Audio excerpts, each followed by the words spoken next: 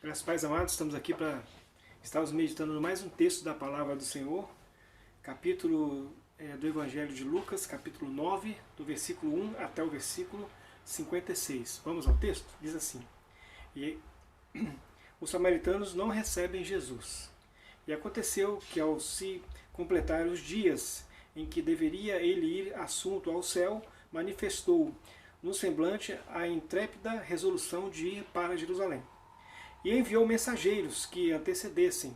Indo eles, entraram numa aldeia de samaritanos para lhe preparar pousada.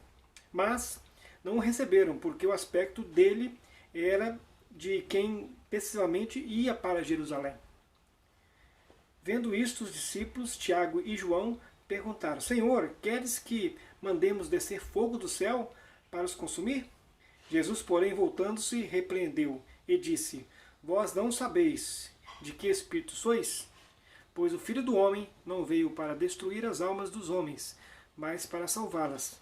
Seguiram para outra aldeia. O Senhor Jesus, ele quis ensinar algo importante para os discípulos aqui nesse momento, nesse acontecimento aqui. E Lucas registra exatamente esse momento de ensino do Senhor Jesus para com os seus discípulos. Se nós pensarmos no contexto, né, de todo esse texto aqui, Jesus estava preparando para ir para Jerusalém, e lá ele seria crucificado, né, ele seria morto pela liderança política e religiosa, e são líderes que haviam em suas mãos muito poder, né, havia realmente poder, e eles realmente tinham essa condição de agir dessa forma, né? É uma liderança que realmente não olhava para as pessoas, né? Não olhava para as pessoas, e ela realmente ela fazia de tudo pela sua liderança, né? Por aquilo que eles queriam manter. Então era um tipo de liderança que era o exemplo de liderança naquele momento, uma liderança forte, firme, uma liderança que não negociava, que não era flexível, uma liderança que não tinha realmente nenhum tipo de negociação ou flexibilidade. Eles realmente, com relação às pessoas, com relação a muitas questões, era decidido de forma como um embate realmente, como um embate. Se nós olharmos para os dois discípulos aqui, tanto Tiago como João, quando eles estavam indo para Jerusalém, alguns teólogos acham porque, além dos discípulos de Jesus, tinha algumas pessoas acompanhando, então era necessário ir alguém na frente para poder ver o local, né, para muitas pessoas. É uma hipótese, uma possibilidade, e no entanto, mas alguém foi na frente, né? Não diz quem foi que foi na frente exatamente, e a resposta quando chegou numa aldeia era negativa, porque uma aldeia dos samaritanos, o texto vem dizendo aqui que eles rejeitaram porque perceberam que eram pessoas que estavam indo para Jerusalém. Então a distância entre o samaritano, né, e o judeu era muito grande. Nós vemos aqui exposto nesse texto exatamente algo que estava dentro do contexto deles, que era essa rejeição de samaritanos e judeus. Havia uma rejeição muito grande. Não obstante eles terem assim rejeitado, né, a presença desses judeus que iam para Jerusalém, né, para realmente no momento de festejar em Jerusalém, a ideia de que estariam indo para a Páscoa, e nós percebemos que havia esse ciúme religioso, né? Então eles não reconheciam Jerusalém como algo religioso para todos, né? Para todos. E a Samaria, ela tinha, os samaritanos, eles tinham uma mistura realmente com outros povos. Então havia muitas divergências políticas e religiosas assim, e aí houve essa pressão, né? essa não aceitação de que aqueles que iriam para Jerusalém deveriam passar por ali. Eles não aceitaram. No entanto, a reação de João, né, e do seu irmão Tiago, né, o irmão Tiago, que é o irmão de João, foi uma reação muito igual, né, igual. Uma rejeição, e agora eles reagem de forma abrupta. E eles chegam para Jesus e falam exatamente essa forma, de que vamos pedir para descer fogo do céu.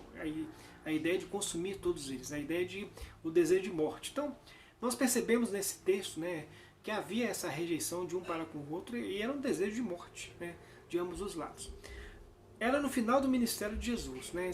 Aí nós podemos perguntar, será que João e Tiago não aprenderam ainda que realmente o ministério de Cristo não era daquela forma, não era dessa forma. No entanto, amados, nós podemos dizer que eles só foram compreender o Evangelho após a descida do Espírito Santo. Até então, na caminhada com Jesus, eles não entenderam muitas coisas, não entenderam. E aí, essa reação aqui, já no final, né? Jesus já estava prestes a ser crucificado, para ser assunto aos céus, né? E aí, amados, crucificado, logo em seguida assunto aos céus, quer dizer, então, nós percebemos assim que eles até então, eles só receberam ensinamento, e essa prática do ensinamento, ele iria se efetuar, né, se factualizar na descida do Espírito Santo. Porque, na verdade, é o Espírito Santo de Deus que faz com que o homem, nós, possamos ser convencidos do pecado, da justiça e do juízo. Então, amados, até então, eles não tinham esse entendimento. Aí Jesus repreende eles. Jesus repreende. Por quê? Jesus, nesse momento, estava ensinando para eles que aquele tipo de liderança que eles estavam acostumados, que a liderança de Jerusalém, ou liderança de Samaria, que era de embate, de ir contra os outros, né? Jesus, ele simplesmente, ele fala que, ele coloca que não é dessa forma. Jesus repreendeu eles. Jesus, porém, voltando, se repreendeu, disse: vós não sabeis de que espírito sois? Pois o Filho do Homem não veio para destruir as almas dos homens, mas salvá-las. E seguiram para outra aldeia. Então Jesus repreende eles, falando que Jesus, ele veio não para condenar as pessoas, ele veio para trazer salvação. Jesus, naquele momento, ele estava treinando os discípulos para um novo tipo de liderança, já que a liderança corrente era uma liderança ruim, é uma liderança que maltratava, uma liderança que realmente causava dano às pessoas.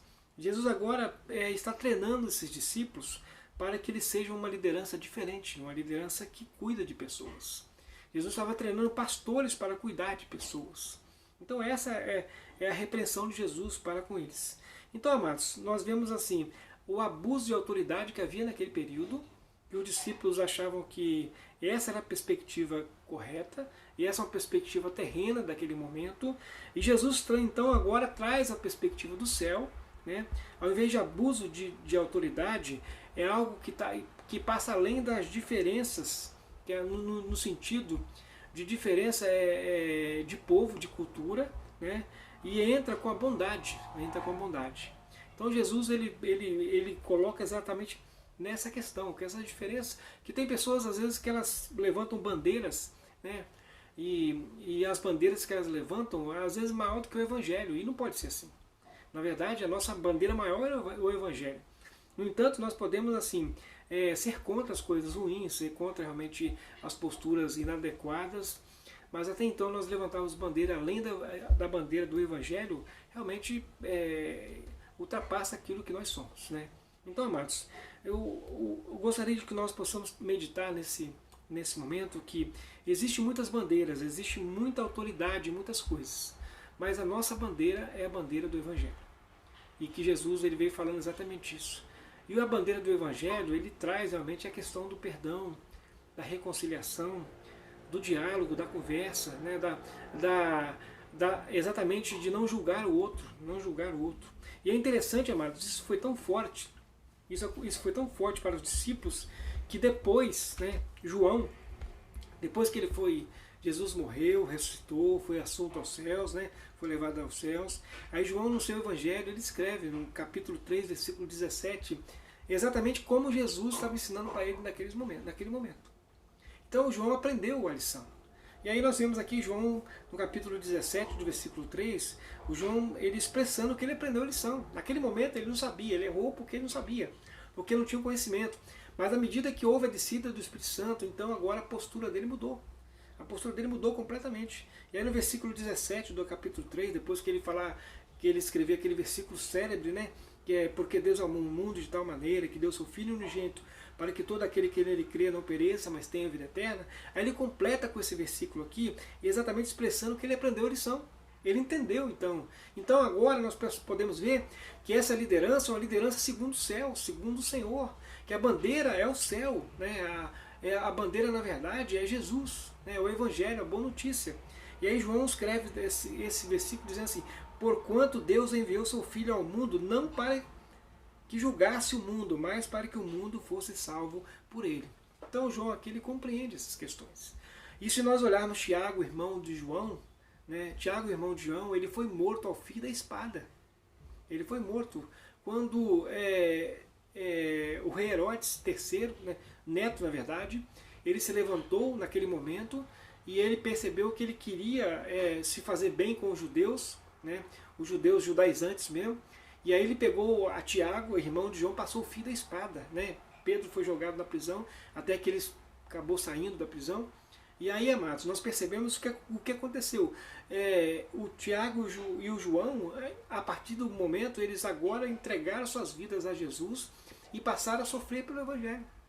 Ao invés de atacar, mandar descer fogo do céu, mandar destruir, a postura mudou, a forma como ele encarou as coisas mudou. Porque, na verdade, o Evangelho traz uma perspectiva diferente. Traz uma perspectiva sacrificial para os líderes? Traz. Porque a ideia de um líder sacrificial. Né? Quando Jesus pode ver que quando Jesus relacionado ao povo de Samaria, Jesus falou que não é assim, né?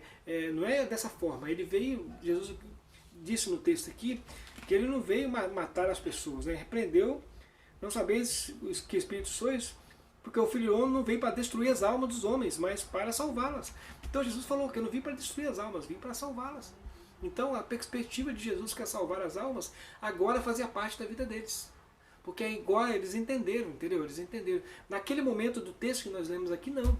Então Jesus ele formou esses líderes diferentes dos líderes que haviam em Jerusalém. Líderes políticos e religiosos que massacravam o povo. E agora tem líderes que realmente se colocam, na verdade, junto com o povo, sofrendo junto com o povo, com as pessoas.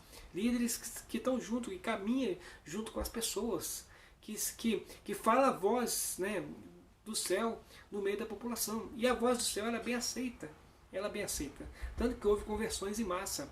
Se nós olharmos o dia de Pentecostes, foi quase 3.000 pessoas, depois acrescentou quase mais 5.000 pessoas.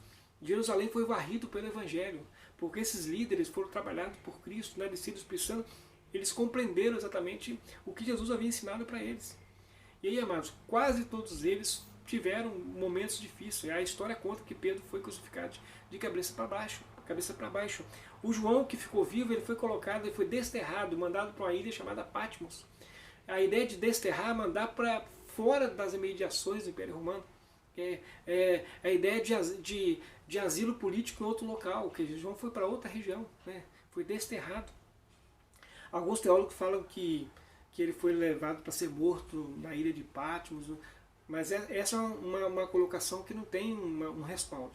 A verdade é que João foi desterrado, ele foi jogado fora do Império Romano e ali ele tinha sua liberdade. Ele podia realmente ter a sua vida, ele estava desterrado, fora do Império Romano, sem intromissão do Império Romano, na ilha de Patmos. Então, João foi levado dessa forma. Então nós percebemos que todos eles sofreram, passaram por momentos difíceis, todos eles passaram por crises, porque exatamente eles assumiram a postura de líderes segundo o céu. O líder segundo a terra, muitas vezes, ele aceita entre os grupos, né, que lideram, que maltratam, né, que agem com certa tirania sobre as pessoas. Eles só aceitam entre si. Esses líderes maus e ruins, eles se coadunam, eles se juntam, esses líderes ruins. No entanto, são líderes que Jesus ele reprovou essa forma e criou uma nova liderança. A partir de 12 homens, sai Judas, entra Matias. A partir desses 12 homens, muda a história de Israel e muda a história da humanidade. Aí entra Paulo, entra tantos outros diáconos, Estevão é martirizado, e nós percebemos assim que o Evangelho ele cresceu, porque novos homens com perspectiva do céu surgiram no decorrer da história, e não segundo a filosofia humana, segundo essas ideologias humanas, segundo a perspectiva de reinado humano, mas homens segundo o coração de Deus, segundo a vontade de Deus, para estar nessa guerra, nessa luta nas eras. E amados, e hoje, cada um de nós temos a responsabilidade. Nós somos chamados por Jesus, né, de refletirmos exatamente a liderança do céu, né, a liderança do céu. Aquilo que vem ser benefício às pessoas, benefício às populações, né? O Evangelho é uma boa notícia. Jesus não veio realmente julgar, não veio condenar as almas, né? O texto de Jesus fala que não veio fazer isso, não veio destruir as almas dos homens, mas salvá-las. Então o Evangelho ele continuou com essa mensagem de Jesus. O Evangelho é isso, a boa notícia é que o Evangelho ele prega Jesus não para que venha condenar as almas, né, destruir as almas, mas para salvá-las, para salvar as almas. E nós temos essa responsabilidade. E cabe a nós essa responsabilidade de ensinar e fazer com que a perspectiva do céu possa nascer nos corações de todos. Possa nascer nos corações de todos. E ainda para fazer um paralelo bem simples, né, para nós concluirmos esse estudo desse texto, nós podemos falar da seguinte forma, para nós concluirmos esse pensamento, para nós entrarmos já na aplicação. Nós podemos pensar da seguinte forma, que Jesus, né, naquele momento que ele estava ensinando os discípulos a uma perspectiva do céu, né, a perspectiva diferente, e eles aprenderam e depois eles colocaram em prática, eles sofreram por causa disso, eles sofreram porque eles botaram essa perspectiva em prática. E, amados, nós podemos entender no texto que a preparação de Jesus deu certo. E foi bom porque a humanidade, nós recebemos o Evangelho de Cristo Jesus, nosso Senhor, nós fomos alcançados, as famílias foram alcançadas, as nações foram alcançadas pelo Evangelho de nosso Senhor e Salvador Jesus Cristo. E isso deu certo, isso deu certo. Jesus treinou aqueles homens e deu certo.